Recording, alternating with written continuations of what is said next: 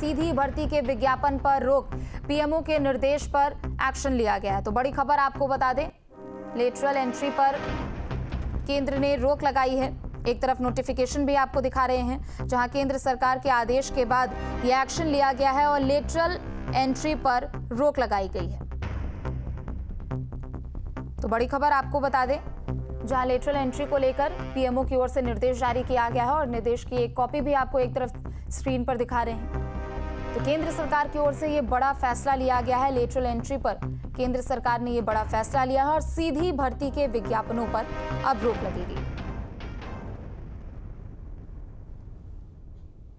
तो इस वक्त की बड़ी खबर आपको बता दें, लेटरल एंट्री को लेकर केंद्र सरकार की ओर से ये बड़ा फैसला लिया गया है। आपको बता दें कि सीधी भर्ती के विज्ञापन को लेकर अब रोक लगेगी। केंद्र सरकार की ओर से ये बड़ा निर्देश, ये बड़ा फैसला, पीएमओ के निर्देश पर यह कार्रवाई की गई है।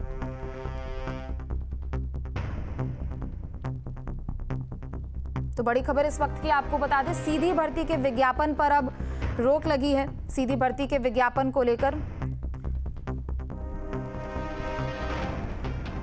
और चलिए खबर पर और भी अधिक जानकारी के लिए संवाददाता विकास चंद्रा हमारे साथ जुड़ चुके हैं। लेटरल एंट्री को लेकर विकास, ये बड़ा फैसला केंद्र की ओर से, अब सीधी भर्तियों के विज्ञापन पर रोक लगेगी।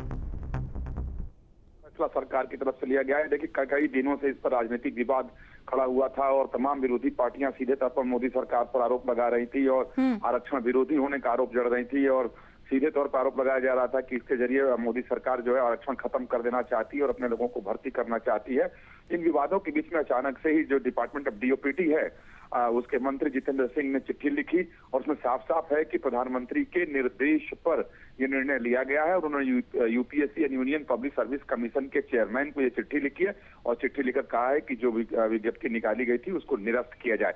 तो यानी सरकार ने रद्द करने का एक तरीके से आदेश जारी कर दिया है और चिट्ठी सरकार की तरफ से यूपीएससी को लिख दी गई है। बिल्कुल, और चूंकि इन भर्तियों को लेकर विपक्ष की भी ओर से लगातार आरोप लगाया जा रहा था, विपक्ष खुले तौर पर कह रहा था कि जो लोग आरएसएस के करीबी हैं उनको सीधी भर्ती में जगह दी जा रही है और दूसरे समुदाय के लोगों का और दूसरे वर्ग के लोगों का यहाँ पर हक छीनने का काम किया जा रहा है।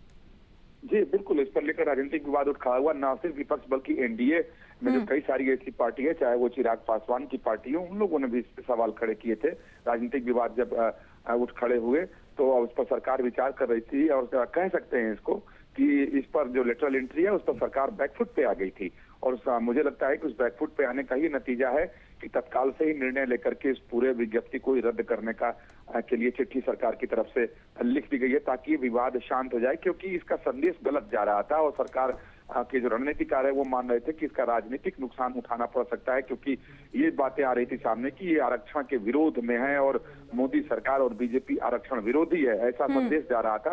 तो ये संदेश आगे और न बढ़े, इसीलिए इसे तुरंत निर्णय लेकर रद्द करने के लिए कहा गया है।